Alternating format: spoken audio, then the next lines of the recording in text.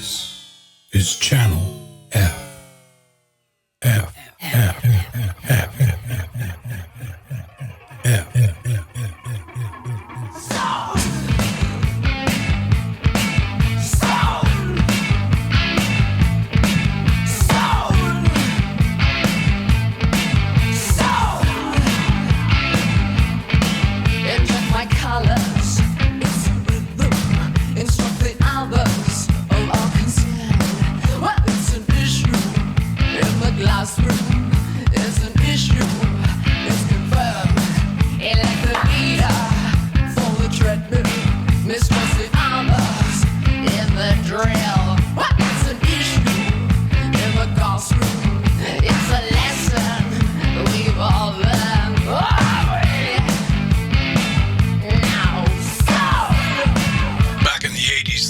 KHROMA KEY was like a seductive, icy cool blonde who rips your heart out and stomps on it with a patent leather pump, while bits of it drip down the sharp stiletto heel. But night after night, however, you crave it so bad, you keep going back for more.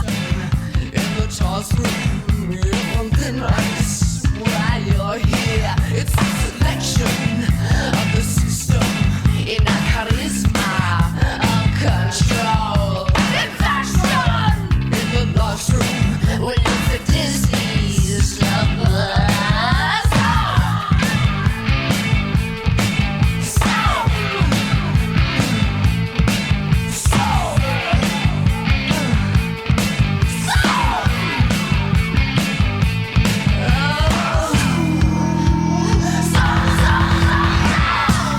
Next guests are the infamous duo of Simone and Ted Axe, and the co-founders of KHROMA KEY. Each artistically talented in their own right, they started a collaboration that refused to compromise their artistic vision and charted their own course, both musically and in every other way. Now, decades later, while many of their contemporaries have moved on to other things, Soma and Ted want the world to know that KHROMA KEY is still here, and that this 40-year rock and roll love story shows no signs of finishing what they started. Soma and Ted spoke to me via the interweb from their home in Toronto. So it's my great pleasure to introduce Simone and Ted Axe, a famous recording artist and a famous act from the 80s, and they continue to this day, both of them. Great pleasure to have them on the show today. How are you? Oh, great. How you doing? Hi, hello. I'm good. Great to hear from both of you. Thank you so much. Let's get right into it. How long have you been musicians? Since childhood? Yeah, pretty much. I mean, I was going to art school in Mexico. Okay. And then I had to come back to Canada. I got kind of booted out by my father, who suddenly got an RCMP report saying that I was doing drugs and joining Mexican bands, and was about to ruin his reputation forever. So he kicked me out and said, "I never want to see you again." And I got a police escort to the airport in the back of a limousine. And I didn't see him again for 8 years, but picked up some money in Spain, went to Spain, and then to England, and then back to Toronto. Soma and I met at a Rough Trade concert in an Ottawa bar called the Black Swan in early 76. Yeah. And I told her I was Tommy Ramone. I didn't think anybody would know who Tommy Ramone was, but she did at that point, and yeah. She kind of caught me there. And then we went to a disco in Hull, which is across the river from Ottawa. You know Ottawa, don't you? Yes, vaguely, because I used to go to what's that famous club that used to be across the river in Quebec? The big one. It was a huge bar run by bikers. I can't remember. The Chaudière. Yes, that's right. That was it. Yeah. So we used to drive all the way up from Toronto and just hang out there for a weekend. Oh, nice. That's of course, the Action got their start there. My old punk band. Oh, the really? Action. Okay. Yeah, that's great. Yeah, the Action was playing. I think we did 4 sets, 4 45-minute sets there every weekend. We kind of had a house gig, and we were doing. The Action were a great band. We were known as Canada's first punk band. Yeah. But at the same time, we were really doing a lot of the covers of guys that we enjoyed at the Shot. And then when we started doing punk, the French hookers and the French bikers would go, "What the hell is this? So really, I mean, the action really wasn't a punk band. It was a bunch of rich kids trying to act like punks, but we did get the credit for being Ottawa's first and Canada's first punk band. Yeah. And then You Soma certainly got a lot of press, too. got a lot of press. I fancied myself as the Malcolm McLaren of Canada, and if there was trouble in a bar, I made sure that the action were blamed for it. Phoned up the press the next day. We got a reputation for, I think my leather pants ripped at a high school gig. Oh, And the next day I phoned up the press and said that I had indecently exposed myself. Then we were known for that. But, and Soma was an aspiring actress, model, and singer. You know, she was influenced by people like Cabaret, Liza Minnelli, that she saw thousands of times. you were very much into the burlesque scene. Is that right, Soma? Absolutely, yes. That, especially that period for some reason. Yeah, Yeah, it was very influential, I think, at that point, particularly cabaret and stuff absolutely, yeah. So I that kind of changed my life right there. But before that, I was my mother was MGM musicals, so I kind of grew up on that. like that. Oh, okay. And Judy Garland especially. Yeah. And also we had record collection, you know, that spanned everything from Billie Holiday to Sly and the Family Stones to all Beatles to James Brown. So many influences because I had a large family that all had different influences. So albums, that was music. You formed through those influences, is that right? Yes. Well, Soma was also into a Rocky Horror Picture Show in a big way. Yeah. And I think everybody was at that point. Everyone was, yes. she was actually interviewed outside Town Cinema where it first premiered in North America. Oh, is that right? And I think she had a gold face coming out, painted gold, completely gold. And she was interviewed by the news station in Ottawa. So she was kind of like, you know, she saw that thousands of times as well. Yeah. I used to go see a lot of the Roxy in Toronto. Remember that place? Yes, yeah. yes. And then, of course, Soma was a big Queen fan. In fact, she was a member of the Queen fan club. So Queen was your influence then? At the time, yeah, along with Rocky Horror. And then I discovered David Bowie and just so on and so on.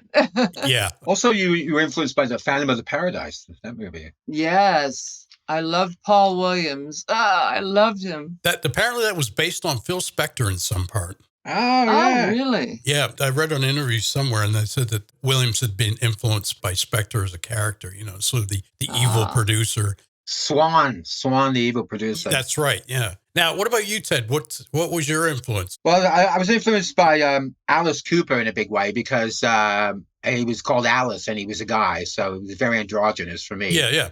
And he was also like a B horror movie, which I found really kind of fascinating. So on the American side, it was Alice Cooper. And in fact, I played hooky once from high school and hitchhiked down to see the Killer Tour, which was happening at the Civic Center, the local arena. Got picked up by the roadies for the Alice Cooper show and did my first bout with Peruvian rock cocaine in the back of their car. I ended up getting in free and helping them set up the equipment and watching the show from the stage. So that was a huge influence. You know, Alice Cooper at that time, I remember he had so many props and fireworks and three trunks actually, road trunks of gimmicks. Yeah. So it was very theatric. And on the British side, it was Martha Hoople, kind of glam bands like that, Sweet. Yeah. Bolan. Mark Bolan. I thought I was into Mark Bolan at that time. Zeppelin. Oh, I I was. was into Zeppelin big time when I was a kid. I guess it was the first 45 I bought was Gene Genie, and then I was a big Roxy Music fan and a Bolan fan. Oh. Because I was there at that point, and Chris, love Roxy. Roxy Music, Chris Spedding, who plays with them now as a guitarist. Yeah, I photographed him years ago.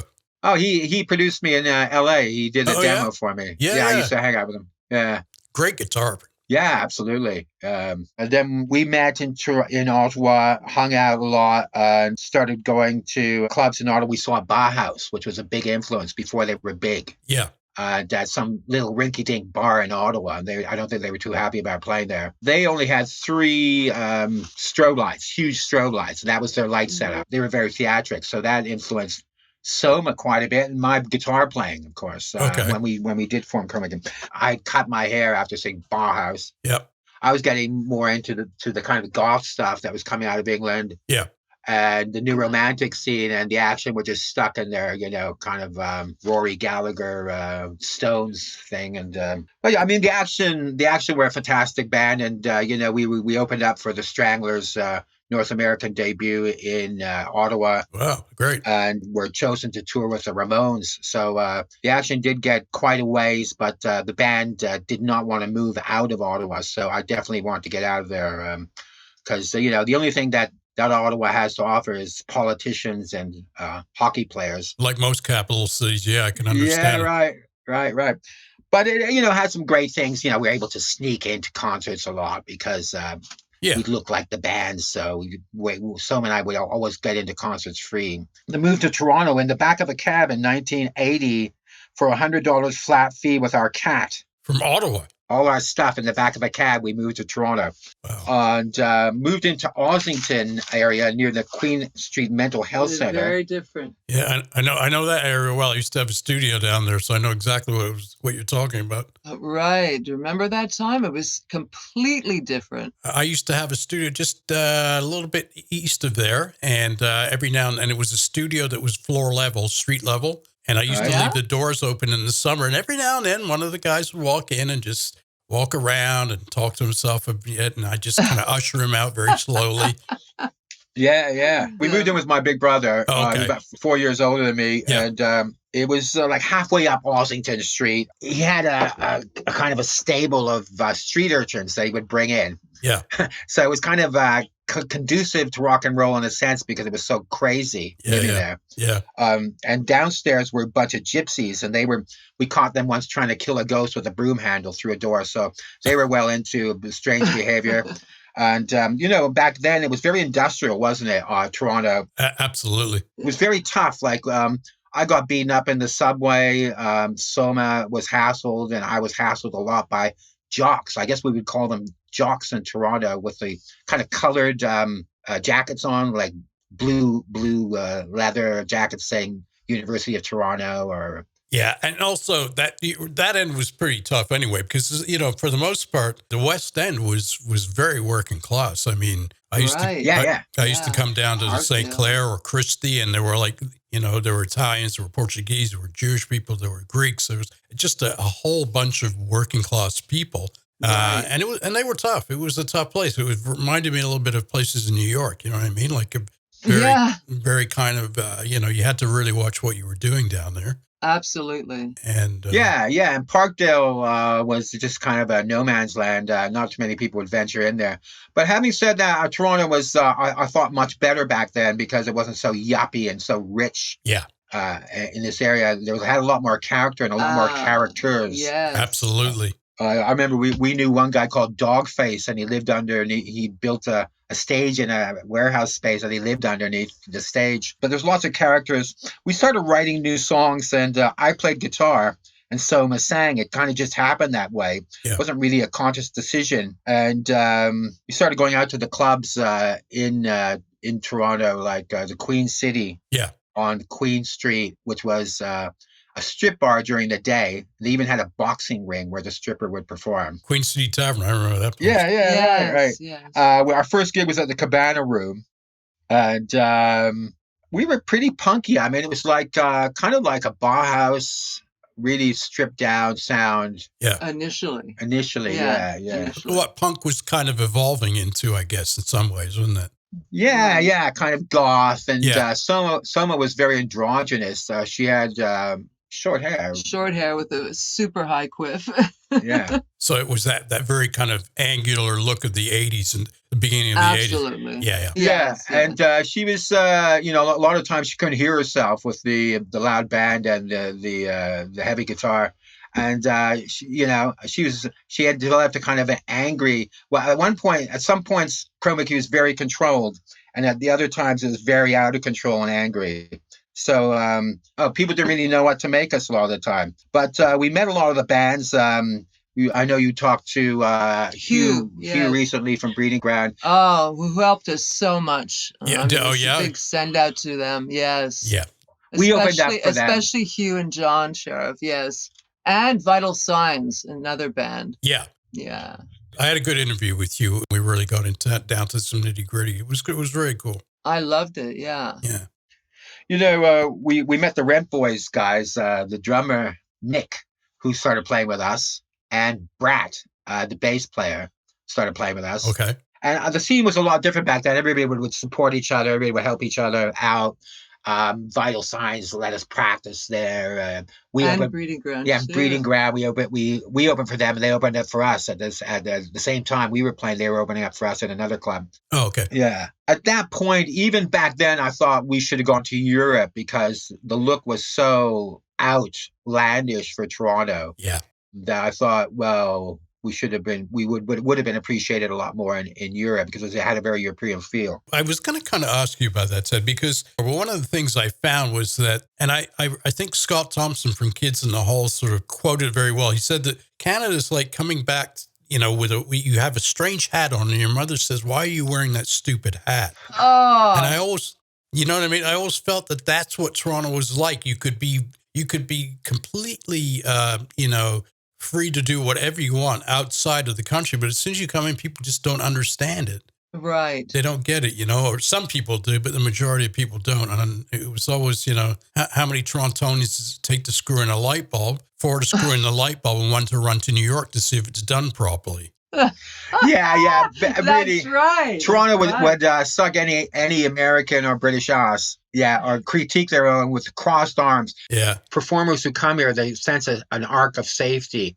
Like it's like at high school where people are afraid to do something unless the first person does it. Yes. Yeah. And they're always thinking, well, have they made it somewhere else first? Yeah. And then we'll like them. Right. Because if the Americans think they're cool, then we might think they're cool. If the British think they're cool, then we might think they're cool. Yes. I've even experienced that as an audience member. If I love something, I'll tell them, I'll scream, I'll, whatever. Be very vocal about it. And, people don't like that. Oh my God, they're looking at me like I'm crazy. But that's the kind of thing we met up with a lot of the time. Yeah. Did that help you rebel even more? Totally. We were really kind of on the skids. I mean, we were on welfare. We got on the dole right away when we got here. We didn't have any money. Yeah. So I remember Hugh lent me his guitar to do a recording session. Just I had a real shitty guitar that would go out of tune all the time. Yeah. But I painted that shitty guitar with this black and cobwebs on it, so it looked really good. We looked really cool, and the band started to develop quite a bit. I started writing songs, a lot of songs. And these songs that I wrote in KHROMA KEY, I always felt were my best material that I've ever written. Yeah. There's one little rap that we did in a song called Alienation, which kind of goes like this. So close to lives of deprivation, we the wretched of your nation. Now turn the wheels of freezing steel to make the people writhe like eels. One thing I was going to say about that, I was listening to some of it, and it definitely had an edge to it. It was like, I can't figure out, it was a cross between something, you know what I mean? There was definitely influences there and it really reminded me of that period, especially in Toronto. Yeah. Right, yeah. Soma was kind of like Nina Hagen mixed with Grace Jones. Yeah. Yeah. Mixed with Peter Murphy and David Bowie.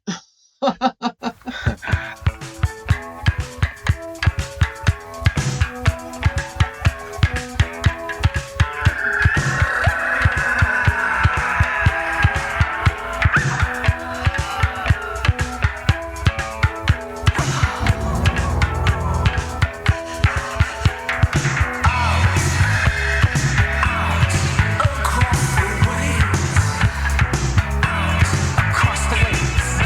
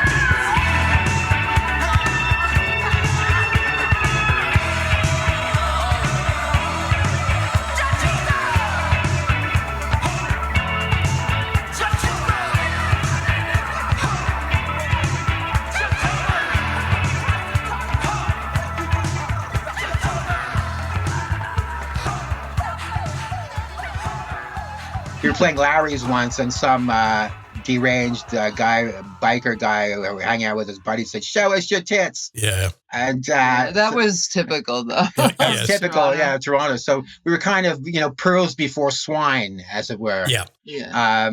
But yeah, so we got blamed for stuff. We a lot of the time. I remember. I think I scratched in chroma key in the bathroom of the Rivoli. Okay. So, And next thing you know, somebody had put a huge swastika under that. oh dear. And so the guy who owned the Rivoli brought me into the can. He said, "Did you do this?" I said, "Well, I did the chroma key part. I didn't do the swastika." Yeah. But he wouldn't believe it, So we were always in trouble. Yeah. And, that was the same show that I had a riding crop and I demolished yeah, by mistake. someone had a riding crop and she demolished half the ceiling by It whipping came it. down. All the tiles came down from the That roof. ceiling is it's like head height anyway. It's it's not hard to do Yes. something like that. Absolutely, yeah. No, and then I think the kids in the hall had just played there and we wore their coat out on stage. Oh, okay. And which soon disappeared. I don't know how that happened, but we got blamed for that as well. So you were very much part of the scene along there at that point. Yeah, we Right. were. It's interesting because nowadays nobody knows about chroma key. We didn't really get much press at all. We were very shy and kind of segregated ourselves from society in many ways. And so we didn't really do the whole, "Hey, we're chroma key, glad to meet you" kind of thing, Yeah. Do you regret that in any way, or? Totally. I mean, we Yeah. had CBS Records were interested in us. Wow. This A&R guy called Dave Binder, Yeah. who wanted Soma to be more like Madonna. He wanted Soma to be less angry, and he listened to our stuff. We brought a demo, and he said, "What is this?" I said, "Well, it's funk." He said, No, this is funk," and he put on Madonna. Oh my God. So I said we actually termed our sound cryptic funk. Yeah. Okay. And we weren't the kind of band that could back up every band, like a band like Vital Signs or Breeding Ground or Kinetic Ideals could back up any band from England because they had kind of a similar niche of sound, Yeah. Yeah. an 80s ethic. Yeah. But we weren't really good for We were every band. all over the place. Yeah, so we might have been good for Nina Hagen or Susie But not or really. or Gang of Four. But once Yeah, you but- got over the drum machine, that was it, basically, wasn't it? Right. You could your sound was much bigger than that. You could dance this. I could see myself, and I may have. Who knows? I used to go. It was either at the Domino Club or at Nuts and Bolts. Nuts and It had Bolts, that kind of that you could dance to it. Like some of the Yeah. music you couldn't, but I was listening to your stuff the other day, and it definitely had that swing to it. Yeah, and I don't think, in retrospect, we sounded like any of the bands that were playing in Toronto at that time, which really sounded 80s. No, I don't think you did either, except for the drum machine. I think that everybody had that kind of sound, but you definitely had a unique sound that I hadn't heard along Queen Street. Yeah. We always had attitude and a little too much for Toronto, as we already talked about. Yeah. We liked image-conscious UK bands like Bauhaus, Simple Minds, Peach Shelley, Yeah. Psychedelic Furs, Japan, the Associates, Yeah. some industrial and Bowie, ABC, but we didn't sound like any of them or anyone else. So I guess we should have gone to Europe. But we finally, that's when we started getting new members, like the percussionist. We have an amazing percussionist at that time. Yeah. And a saxophone player. You must remember John James. Yes, actually, that name sounds very familiar. Yeah. He went on to have a solo career after us in okay. a rap kind of format. And then we had Merrick join at that point. We Merrick had from National Velvet. National Oh, Velvet. And okay. Bobby Silem. He was in Bobby Silem, yeah. Yes. And we had John James. We had a lot of people. We had a huge band finally had a huge band from a 3-piece. We went to having a sax, keyboardist, Percussionist. electronic percussionist, Oh, And okay. electronic, yeah. and we Stephen played. G from Altamoda played with Yeah, us. okay. yeah, I think we played with everyone. Everybody wanted to play with you guys. Is that? yeah. Okay. At Alta, we were kind of like we went out as a duo, so we were kind of like the terrible dynamic duo. Or I would say enfant terrible. The is what I Terror meant. Twins. Yes, the Terror Twins. Yeah. And at that point, we did a show at Larry's, which was really great. Yeah. But CBS Records was interested in us, so started scouting us, saying, we want you guys to do new demos. But we thought we were fine just the way we were, and we kind of, rebelled against that. We don't want to be a corporate, become something else. But Altamoda, I remember we Molly. backed them up too. Yeah. Yeah, we backed them up at Larry's. Okay. And so I think she was trying to kind of indoctrinate you into I her. think she was, trying to Help us out. reach out to me, and I just, I missed so many opportunities, actually. She's very supportive. I've heard that from many people. Incredibly supportive. Yeah, absolutely. But somehow we ended up with Wanda Marcotte, who's well known by Voodoo crowd. We started hanging out at the Voodoo, and the Pears Avenue Hotel is where we were put up by her first. Yes. Yeah. And we had jobs as a cloakroom at the Pears Avenue Hotel. Do you know that place? It's up on DuPont, I think. Yes, actually, I do remember that. I didn't go up there that much. The Iguana. The Iguana Lounge. Oh, the Iguana. Yes, I remember the Iguana. Yeah. So we played there quite a bit, and we lived there. And at that point, she said, "Okay, I got you guys a $200,000 contract with the owner of the Pears Avenue Hotel, which the Iguana was in." Now, the Pears Avenue Hotel was kind of a glorified whorehouse. Yeah. That this guy owned, and he thought, I really want to, put my money into the arts before I die. So here's, I trust Wanda Marcotte, and so you guys, I'm quite willing to give you guys $200,000, but Wanda, your manager, would control it. And she didn't have a clue what she wanted to do. She wanted to put huge billboards up at Young and Bloor of Soma. Wow. Before, like the cart before the horse. Yeah. In retrospect, may have worked, but I had a lawyer at the time. The lawyer was going, "What the hell do you want to get involved with her for? She doesn't know what she's doing. This contract's a joke." And so we didn't sign the contract. And sometimes in retrospect, I thought, fuck, if we had that money, we would have been able to do something. But again, she really would have been, it was a disaster right from the start because she really didn't know what she was doing. I found at that point, Toronto was unfortunately a mark for many grifters from the States and that kind of thing. I think we were a little bit naive, and they tended to come up here and try to exploit people, because your story is very similar to many stories I've heard of, of record producers or managers from the States or elsewhere who were pretty unscrupulous. You know what I mean? Right.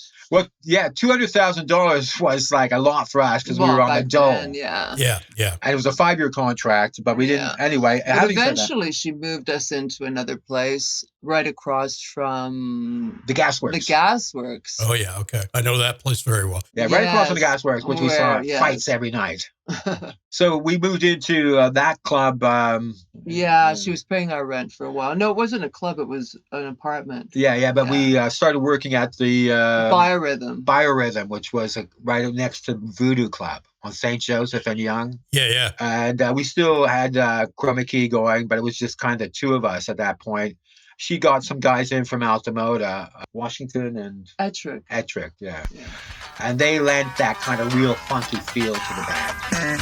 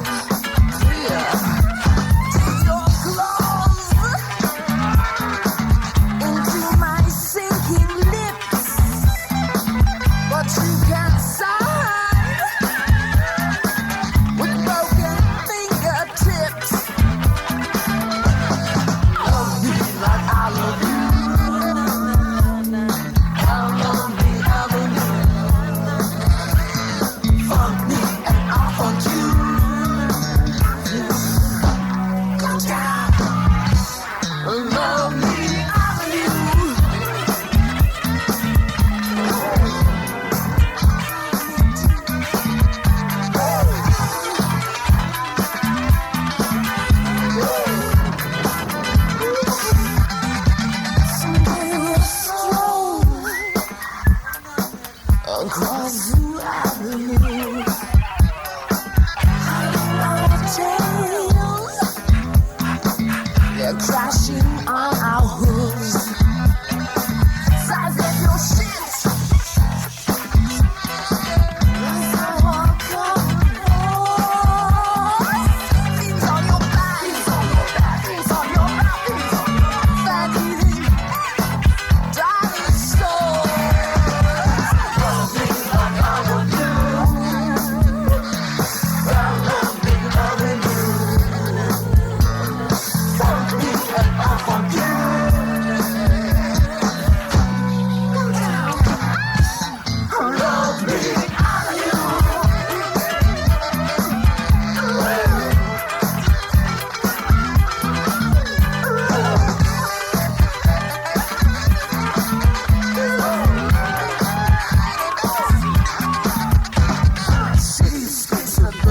Surround your blended soul. A creme de menthe, the consulate, fashion centerfold.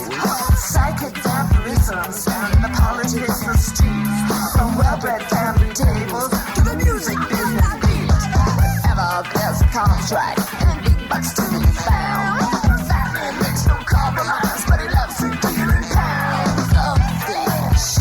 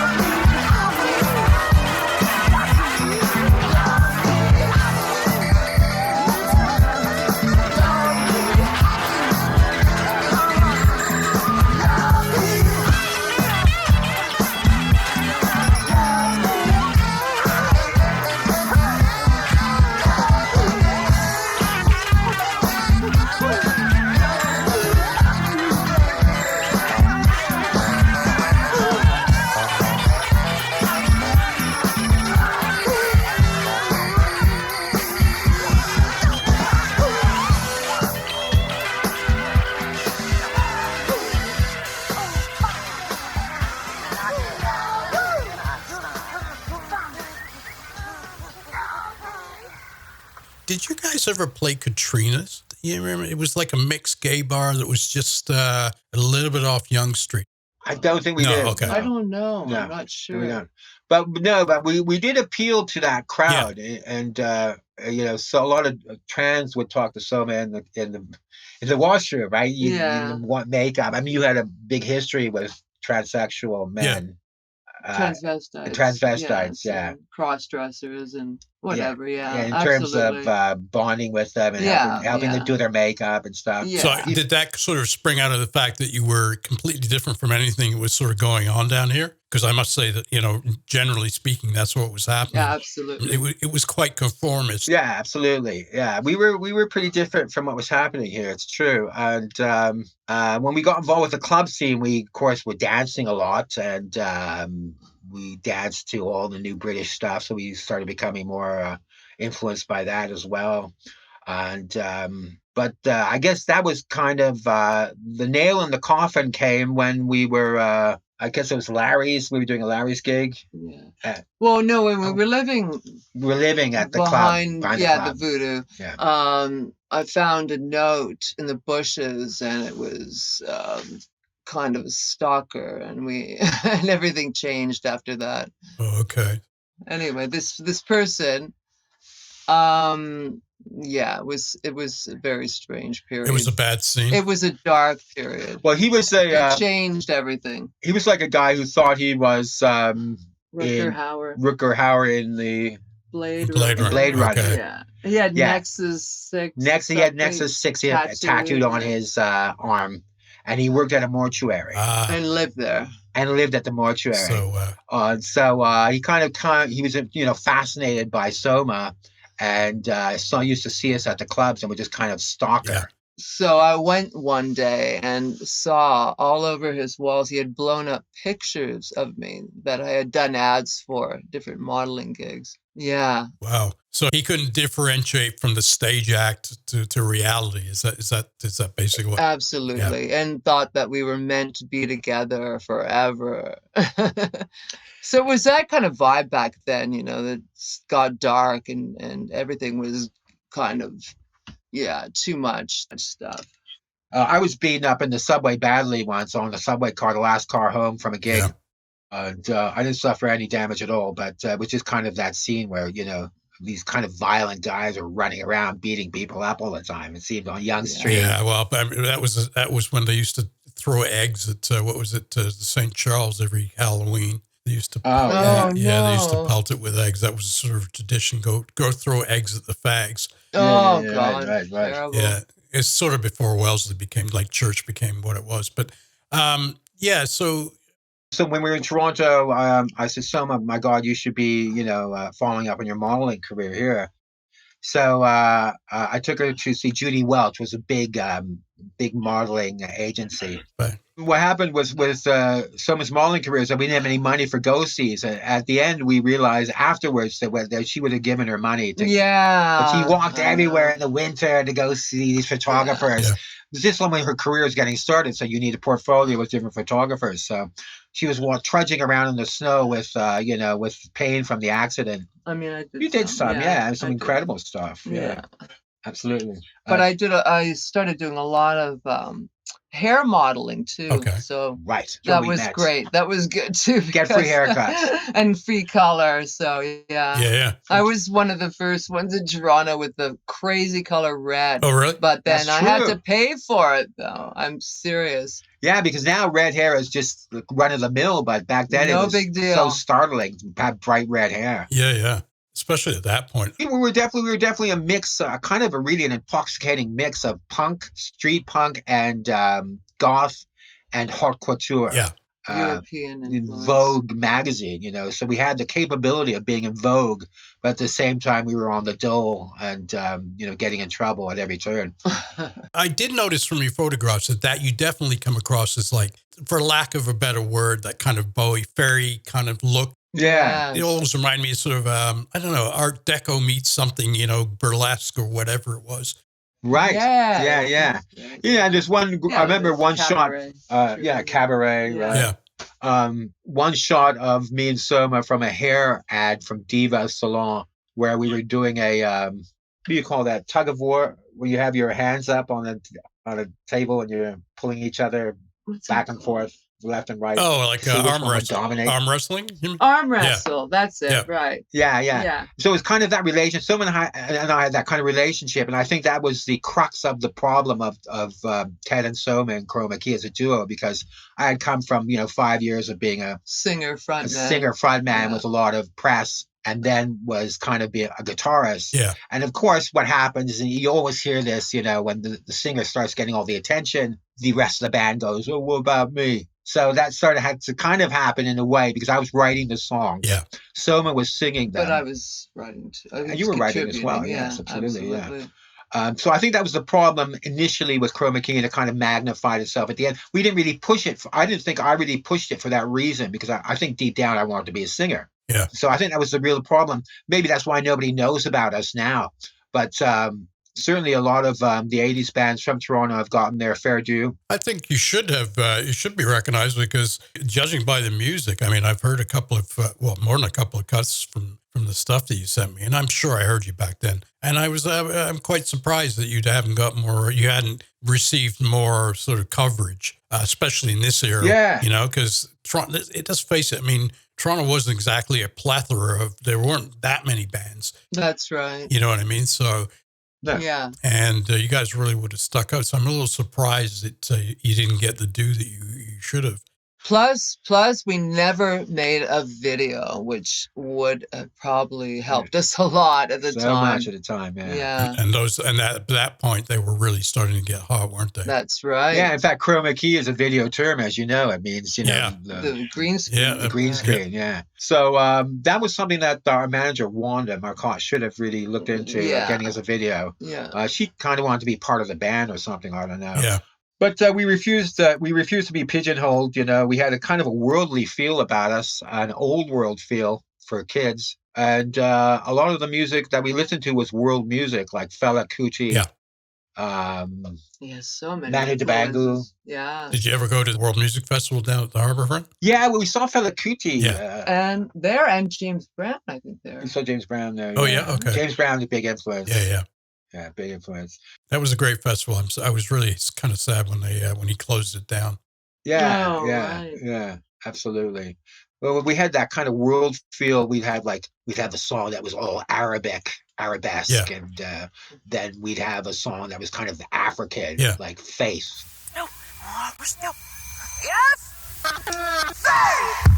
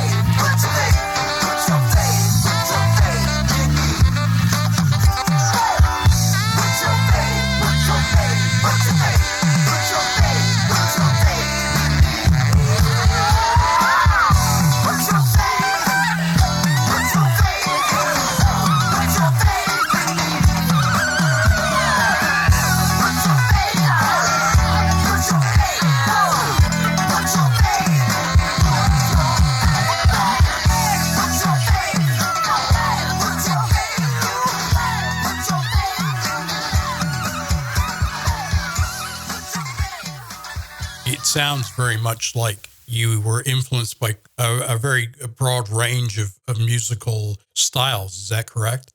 Absolutely, yeah. And Soma's voice, you could really hear the Bowie influence, the Rocky Horror Picture Show influence, the male influence a lot of the time of and Grace Jones and Nina Hagen. Yeah, I think every song though I tried to become whatever character instead of sounding the same always. I tried to. Yeah, well, I was going to say it's almost Nico-esque, but Nico with soul. Oh, that's a good one. That's You know what I mean? I love that. Thank you. No problem. That's beautiful. Now, while we're, so the listeners can go and look for this, are there any titles that stick out, any cuts that really stick out that gives them a good idea of what you guys are all about? Well, Soul Disease was our big hit. It made #1 across the country on college radio stations, including with Glenn Milcham. Yeah, and that was Glenn Milcham from Blue Rodeo playing drums. Okay. We recorded it at 16-track Wellesley Studios, 16-track studio. Okay. Glenn Milcham on drums, and it turned out really well. It's kind of like, again, kind of a Gang of Four Bauhaus backbeat to Soma's voice, kind of like Dominatrix, Grace Jones meets Rocky meets Tim Curry. Yeah, okay. David Bowie. So Soul Disease is definitely a one. En Garde Touche was going to be a big commercial hit, we thought. The video would have been... Yeah.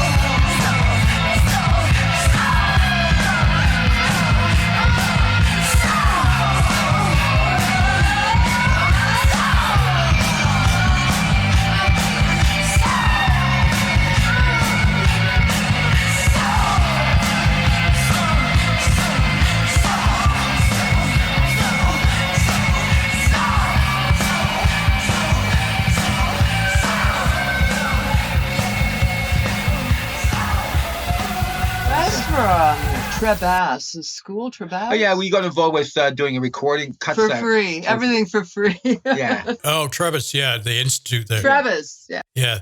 So we got a lot of free stuff out of them, and it was great stuff because it was 24 track. It was kind of limited time in there. Yeah. We never really had a chance to. No, it was produce very it. fast, very Yeah. quick. Yeah. All right. So at that point, you're Chroma Key. You're popular, but you refuse to let somebody manipulate that creativity or make money off you. Is that sort of the way you felt at that point? Yeah, totally. Because I remember we did this stuff for a studio, TV studio. So actually, it was a TV show that was on a major network in Toronto called Making Tracks. Okay. And every week they would have a different Toronto band, like they had Altamoda, and the guy who ran that, who owned it, said, "I want to buy Soul Disease from you so I can use it in a movie." Yeah. For $100. I said, no way. Yeah. And mind you, I didn't have even enough food to eat that day. Yeah. But I didn't want to sell my song for $100. So it's that kind of thing, like, no, I'm going to keep my song. You're not going to get my song for $100, even though it would have been in a movie and given us exposure. Yeah. So that's probably the only recorded images of Chroma Key is that Making Tracks. I think we did 6 songs. Yeah, Making Tracks. But where can you see that now? What was that? Yeah. Was that Rogers? No. I'm not sure. It sounds like a Rogers thing because I don't remember seeing that anywhere. No, I know. I think that Breeding Ground was supposed to be on it. I know that Altamoda was Making Tracks with Beverly Shankin. Okay. Chroma Key lasted from about 81 to 86. We moved to actually Montreal in 86. Had you had enough of Toronto? Yeah, we had enough Toronto. Definitely wanted to move out to, we broke up actually. Soma moved to Montreal and I followed her soon afterwards. And, but we kind of reformed Chroma Key there a bit. We opened up for Creatures, the Susie and the Banshees. Okay. Offshoot. Susie, and Susie and Budgie the drummer. Yeah. Which is stuff we should have been doing in Toronto. Yeah. The thing we haven't talked about, and the 3-letter word that would permeated Chroma Key was sex, and Soma certainly exhumed sex on stage. Probably why you were such a shock to Toronto. Yeah, I think so. Yeah, because I think when you first heard Soul Disease, didn't you say you wanted her to rip your heart out and wipe it all over her patent? That's exactly. See, that was the best line ever.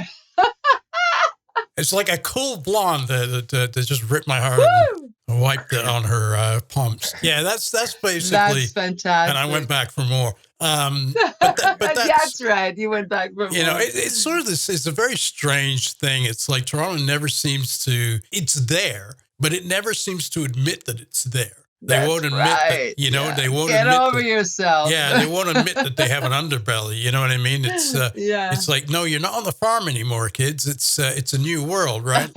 How did you find Montreal compared to Toronto in terms of? Well, I love Montreal myself, and I know Soma does as well. Yeah, me too. I love it. Yeah, it's totally different.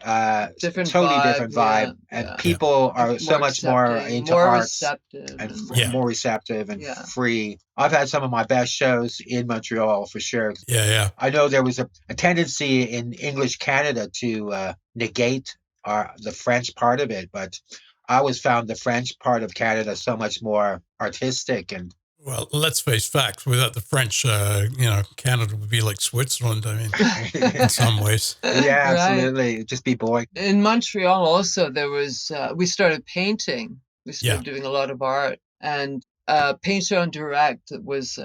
I don't know if you've heard of that. It was like a auction. You paid for an hour. Paid for an hour, and they auctioned off these pictures. Wow, these paintings. Yeah, so we started doing that. I used to hang out at Le Moustache in the Cafe Campus, so I know. I know those places quite well. Well, that was Electric Fufun. Fufun Electric. Yes. Oh, yeah. I mean, Montreal was funny because it was half disco and half something else. It was a really a great scene in some ways. I think we're planning to record, re-record some of the stuff that we did in Chroma Key now. As I say, I always thought it was the best stuff I've ever written. I have my own solo career now as Ted Axe. Right. And of course, people can hear that. Was Sister Hyde? Is that? Well, Sister Hyde's gone now. Okay. Yeah. In the after Chroma Key, after Montreal, we moved back to Toronto in '87, and then in 1990, I went to Los Angeles. Oh wait, before that though, we formed Teddy Day in the Zoo. Right. We had a new so I became a backup singer. You became the backup singer, and I became the singer. Right. Okay. But it was kind of a duo thing too, also. Yeah, we opened up for Doctor and the Medics. No, that was with Chroma Key. Oh, that was with Chroma Key. Yeah. Doctor and the Medics. Yeah. At RPM. RPM. And what was the name of the band? No, that was with Chroma Key at RPM. Yeah. Oh, okay. We opened up but then after that, when we came back, it was Teddy Day in the Zoo. Okay. Yeah, so, even though my name is Ted Axe, I spent years trying to escape Ted Axe because I thought people would know how old I am. So I had a million different aliases, and that was one of them, Teddy Day in the Zoo. But in Chroma Key, we opened up for it was a Gary show. We opened up for RPM for Doctor and the Medics, which was that song. What did they have? That song, the big hit they had. Oh, it was a cover of. I can't remember. When I die, when I die, believe it or not. Yes. Gonna go. What is that? Yeah, I remember that. You know, something in the sky. In the sky. Yeah. Spirit in the Sky, right? It was called something. There you go. But that was a Gary show, and I remember I had some technical difficulty at the beginning of the show with my guitar. And people were just kind of staring at us. And we had this soundtrack of. Oh, we brought our own soundtrack. On and on. It was pre-show music of all these monks Gregorian chants. Yeah. So people were waiting for us to start, and all they were hearing these Gregorian chants. And then Gary didn't want to pay us at the end. I said, "Well, you promised us $100." $100. He said, "No, you fucked up the show." That was the most ever. Yeah. But see, whereas Breeding Ground were really in with the Gary Top and Gary Cormier, who ran all the shows. They got all the opening gigs, so we didn't really know anybody, so we didn't get any of those gigs till later. We backed up Sweet at Rock and Roll Heaven. At Rock and Roll the British band, but that was with another band. That was with Teddy Day in the Zoo. Oh yeah. Yeah. So but yeah, it went on and on. Oh my God! Again, those influences like Alain Delon, the French New Wave cinema, that was all stuff we tried to incorporate in Chroma Key. Yeah. So it was kind of well above our heads. We were kind of shooting for. It was a kind of a mixed media thing in some ways, wasn't it? That's sort of what you were kind of trying to put together. Totally. Yeah. Like I remember I painted a huge backdrop for our Larry show. Yeah. Of Soma in military gear. Yeah. And had lights shining on it and stuff. Smoke machine. We've always been into theatrics, and I still am. And costume changes and crazy. Absolutely. And I think that's fantastic because I think along the way, sort of mid-70s, people lost that idea of, the theatrics of being on stage because you have to, you have to really create a vibe somehow. That's right. And I think that got lost along the way in many places. It still is in some ways. I don't think there is any sort of that kind of thing going on right now. Well, I'm doing it in Ted Axe. Yes, he's still doing it. Yeah. I have I wear a top hat on stage with a leather trench coat. Yeah. A lot of smoke on stage. Like most artists, and you guys sound like you're true artists in many ways, that you constantly have to reinvent yourself to be able to express yourself creatively. Is that something that you would agree with? That's so true, because we were talking about that yesterday with Gary Newman's career. Yeah. How he had to kind of reinvent himself, to appeal to a younger audience. And he was successful. He's one of the only artists from the 80s that has been able to do that. Yeah. Yeah, I think we just kind of meld into what's happening inside of us. Like at that point, both of us were into the same influences. Yeah. And now my solo stuff with Ted Axe is more Alice Cooper, with kind of more of a rock edge. And roll. Yeah. That whole Chroma Key thing is gone. But interestingly enough, I play, or not so interestingly enough, I play the drum in a hand drum in the park at Dambuki drum in the park every day, even in the snow. Okay. And I find myself going over Chroma Key material because it's so percussive. Right. And having done that, I'm starting to say, man, these songs have to be resurrected. Yeah. So I'm starting to really think about how we're going to do this.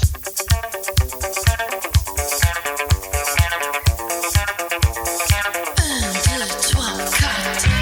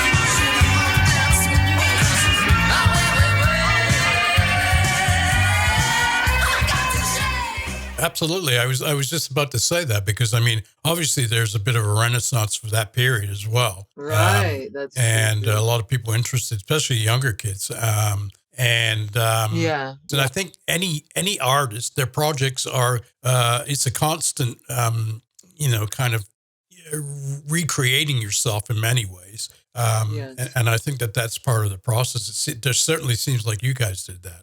Yeah, it's totally the journey for us as opposed to the destination. Yeah.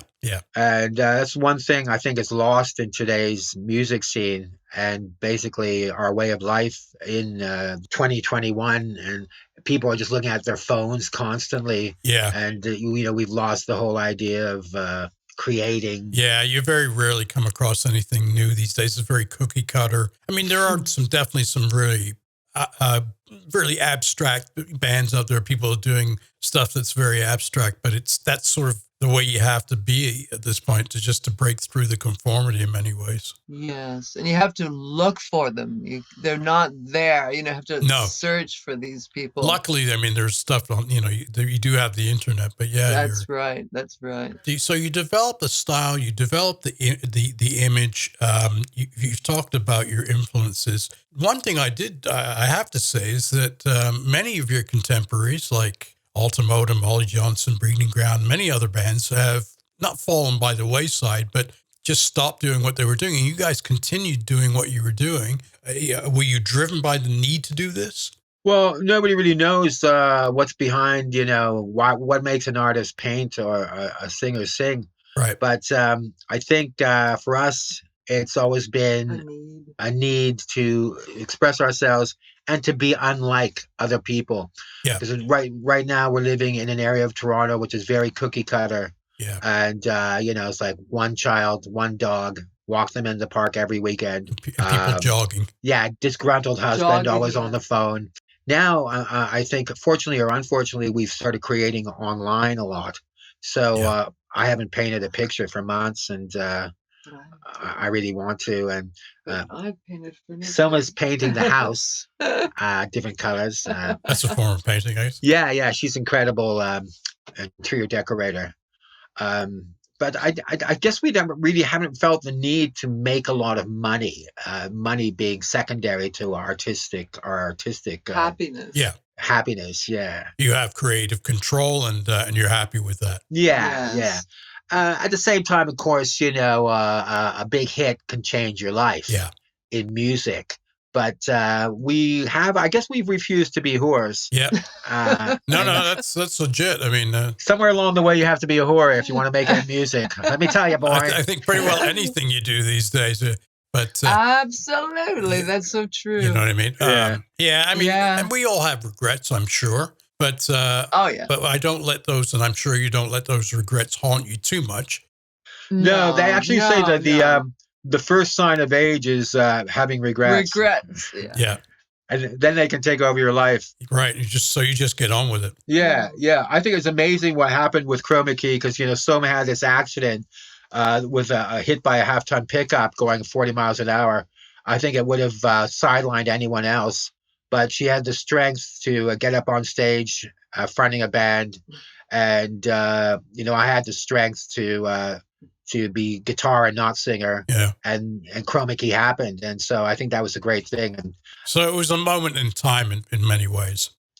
Yeah, but as I say now, looking back at the material and starting to do it again, and doing all the lyrics and the music in my head, and with just a drum, I'm starting to think, well, let's pare it down again and make it really tribal and bring it out again somehow. So you've kept going. I mean, because you had there's Ted Axe. It was Sister Hyde. There was Sister Hyde. Really interested me because it was one of the first times I'd seen somebody on stage. I assumed that they were transvestites or the guitar player. Yeah, he was a transsexual woman. Transsexual. But he would be a man in daytime. Oh, okay. He had this other life. Yeah. So I'm not really sure what you call that. Well, but he identified as transsexual. Yes. Yeah. as trans. Yeah, gender neutral, I guess, in some ways, right? Yeah. Yeah, Yeah, I have quite a few friends like that. And what interested me was that a couple of them were people that used to be in like rock and roll bands. And I thought, what a great idea. That's such a great idea. I mean, rock and roll is basically like that to begin with. You know, you can lose yourself in identity, right? Yeah, Yeah. I've always been into androgyny. You know, my whole childhood, I was kind of the femme son, and they kept my hair long till quite a late age. My parents and I was always had males were always jealous of me because I looked like such a girl, and I was always interested in androgyny, and Soma was always interested in androgyny. Yeah, and even I was I was the same. Yeah, exactly. only male. Only the male version. Absolutely. I would become in grade school. Actually, I played Fagin out of from Oliver Twist. Okay. In Cabaret, I played Joel Grey's part in high school. Yeah, so it's the beginning of it. That was the beginning of it. Right. And then in Chroma Key, I think her androgyny may have been too much for Canada. And not just Toronto, because it was such a mind bender back then, you know, where people would go, you know, yeah, like, what is this? But the extent of it was, I guess Carol Pope was sort of, you know, the edge of it. The forerunner of it. That's True. right. Yeah. Because when I saw her, she had a pair of PVC pants on, and the back was like transparent. That's right. All right. So, Yeah. I don't know, Yeah. it was- Yeah. And, you know, and then, like you were saying, Sister Hyde, Jackie. Yeah.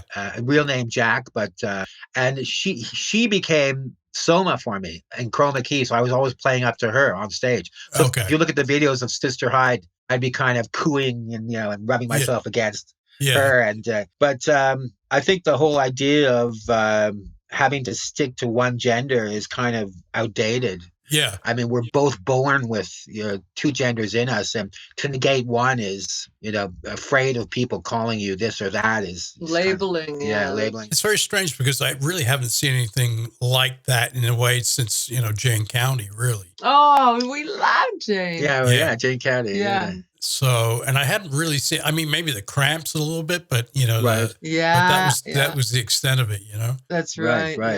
Yeah.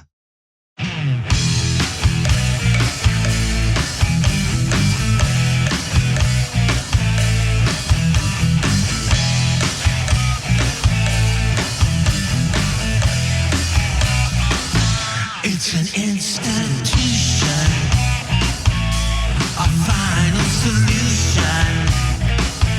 It's a pain in the neck. You'll get yours yet.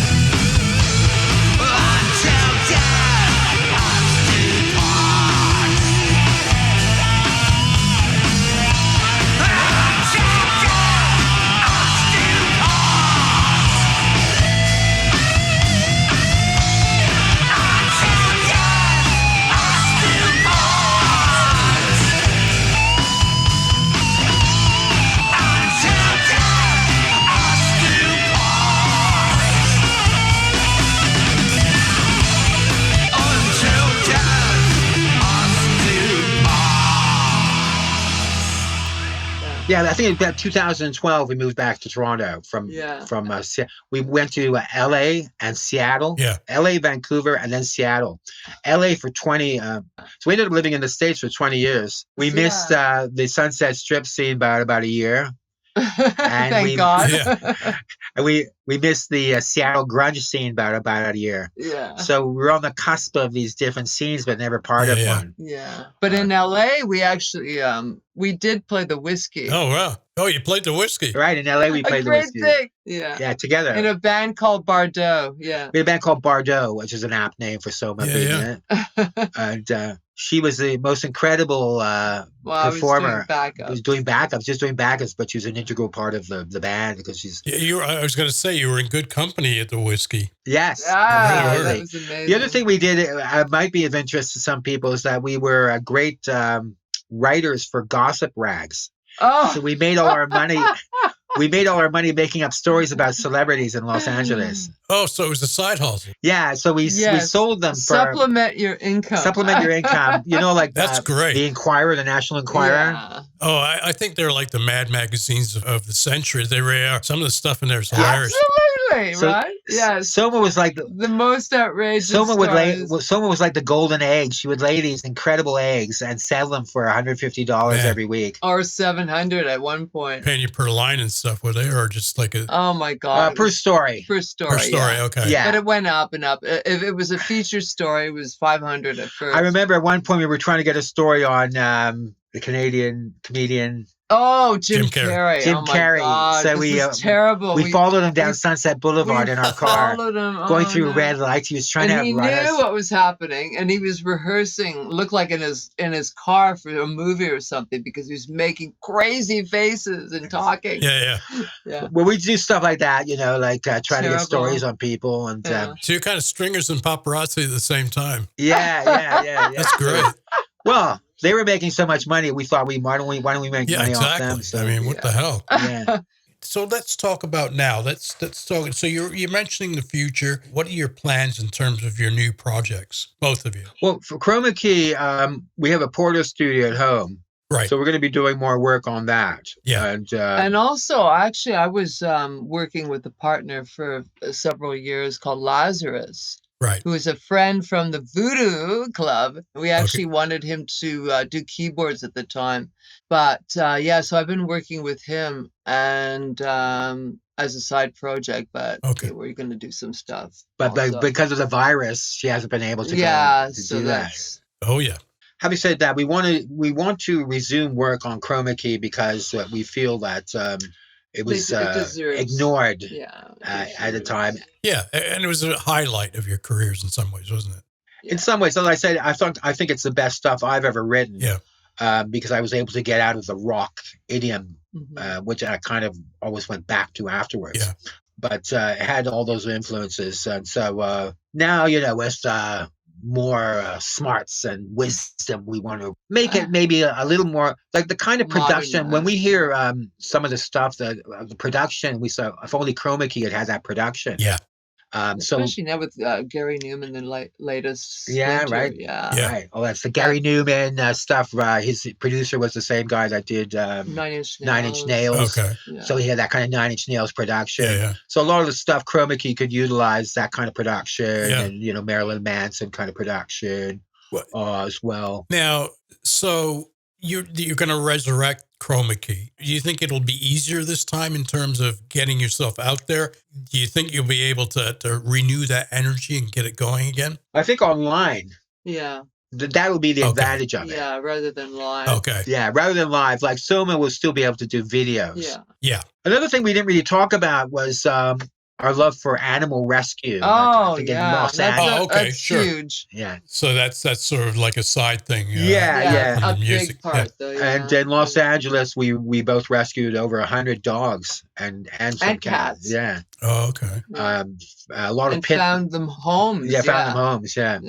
So that was probably one of the greatest things that I've ever done.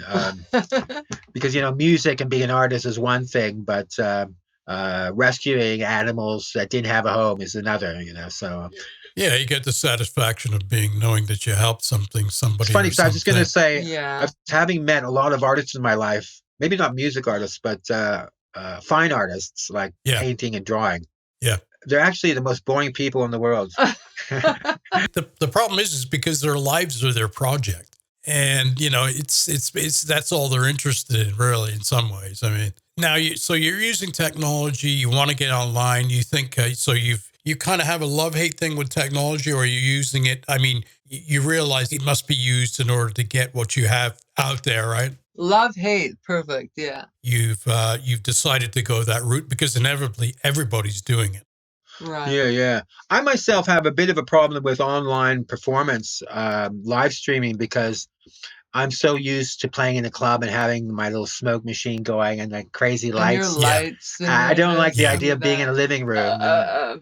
Being out of control. Yeah. But in terms of resurrecting Ted and Soma in KHROMA KEY, I think we'll be able to get a lot of fans online. Like for TEDx, I didn't have any fans last year, but now I have thousands of fans just from That's great. Facebook groups like the TEDx Fangs group. And yeah, social media is definitely a help, I think, in many ways. Yeah. For that absolutely. kind of Yeah. The only trouble is it's kind of all virtual. So if you take away the Fangs online, let's see how many show up at a live concert. It's that kind of yes. dichotomy. It's like, Right.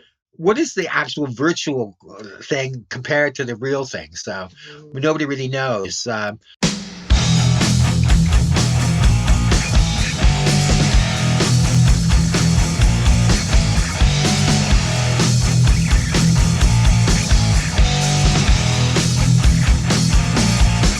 I got a 50-cent fix and a Percocet script scam. I'm down for 9, gotta get out of rehab.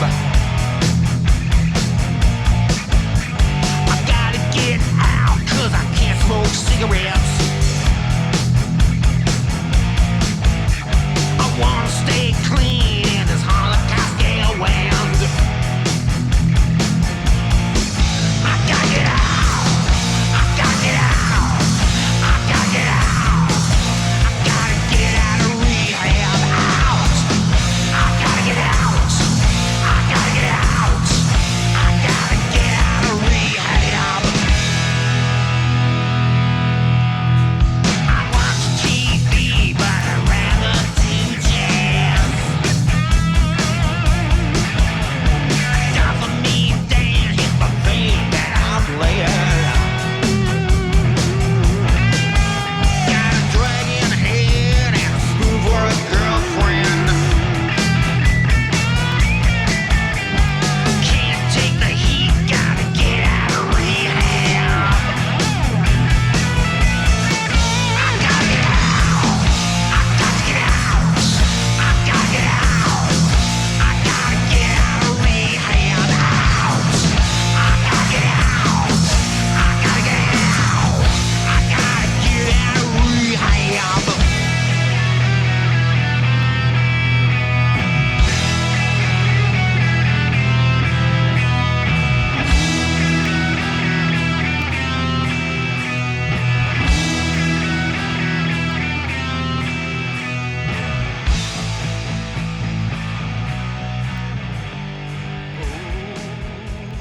I don't know about you, and I wanted to ask you this question. Do you think that the live music scene is dead in Toronto? Do you think it will ever come back? Do you Dead. think... I think I've been trying to avoid Yeah. this question and It's answer dead. the whole interview Yeah, I because know.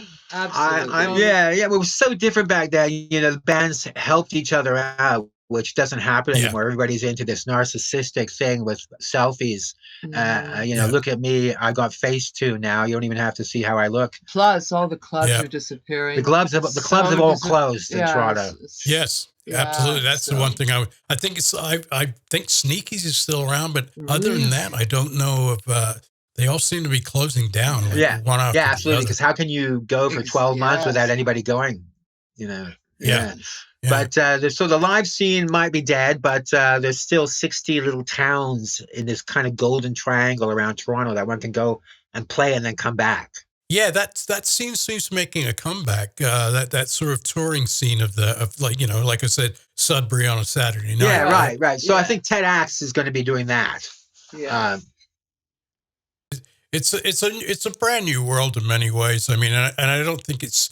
I mean, hopefully we'll get over this part. I hope so. You know, and we'll once again sort of be able to do what we were doing. Yeah. I think in many ways you also mentioned the fact that it's a changing demographic too. You know, Queen Street is not the Queen Street of 30 years ago. You know, these guys, the extent of their culture is to go to the Sony Center or whatever, or the Princess of Wales, or hang out in some place that doesn't have live bands. No. And that's been going on for quite a while, I've noticed, for at least maybe 20 years. Yeah, you know? yeah. I think, you know, well, it's going to be hard to sing with a mask on, first off, on stage. Yeah, But, yeah. Very quickly, briefly, tell me what you think the future will be for TEDx and Soma Simone. Well, I'm going to be resuming my career live on stage once this is over. And And I'll continue working with Lazarus, and then we're going to do something together here. yeah, we'll do the Chroma Key thing here together. And write new songs too. Write new songs, yeah. So it's a positive future. It's not you're not just coming to a grinding No, not at halt. all. Never. No. That's good. As I said, That's great. singing these songs in my head and singing them actually because I've been doing a lot of vocal practice in the park, singing them with my drum, I've realized just how great the lyrics are and how great the songs are. And the amazing thing is, you know, as an artist and a writer, giving it to someone to sing and having that person do it so perfectly and put their stamp on it, like as Soma did, interpret it in such an incredible way. It made the songs what they are. So that kind of bond that we have and that artistic symbiosis is we can't leave it yet. You know, like I don't want to start complaining about the lack of support we got and the lack of recognition we got in Toronto because that's what everybody does. But having said that, it is what it is, and I think it deserves more attention. And we had a great time. Yeah, we had a good time. That's the main thing. I was talking to Hugh about that. You know, you had a good time while you were doing it. There may have been ups and downs. You had more fun in your lifetime than many people have in 30 lifetimes. You know what I mean? Yeah. You remember, I was in Los Angeles, and my whole thing was asking performers what their advice was for young people getting into the music business. And I asked, we went to see the Dating Game. Chuck Woolery, remember that? The Love guy? Connection? Or the Love Connection, yeah. We went for... We went for as a studio audience, and the... in between, he asked questions to the... in between, the questions were... the audience was encouraged to ask questions. To Chuck, And in between where the commercials were. So I said... You know, what's your advice to someone getting into music? And he said the most incredible thing, and I've always remembered it. And I said, well, have a good time while you're trying to make it. Yeah. Because even if you don't, you will have had a good time. And that are words to live by. True. Give me a quick list now of where you guys can be found. KHROMA Key, the only place that I know of that we can be found is the... No videos, is the KHROMA Key, www.chroma/bandcamp.com. Okay. And that's the 11 or 12 songs that we did on recorded. Was that an LP or an EP? It's an LP, but we never really released anything. You could press a CD at some point, I would imagine. I think we should do that, definitely. And then TEDx on the YouTube, Get Out of Rehab and Death Us Do Part are the two videos I did out of my new stuff. And that's on YouTube. The TEDx YouTube channel? And then TEDx is all over the place. iTunes, Apple Music, Deezer, and Instagram, Facebook, Twitter. And then also TEDx is on Bandcamp and on Spotify. It's been a real pleasure talking to you guys today. Oh, wow. Thank you so much. No, really. Been our pleasure. And I hope that that people will tune in. It's really something that people should listen to. It's a history of Toronto's music scene in many ways. Wow, thank you. And it's also something positive for the future. You know, we're not dead yet. That kind of thing. You know what I mean? Thanks very much. Thanks so much for interviewing us. Yes. A pleasure. It's been an absolute pleasure.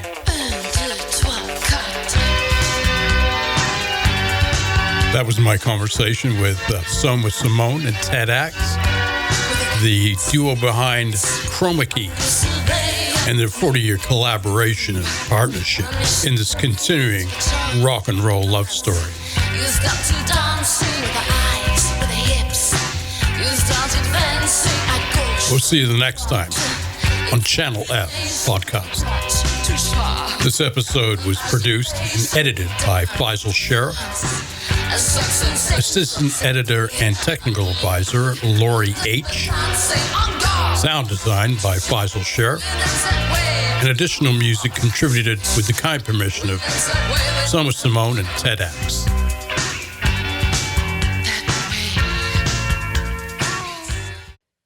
This has been a Channel F production.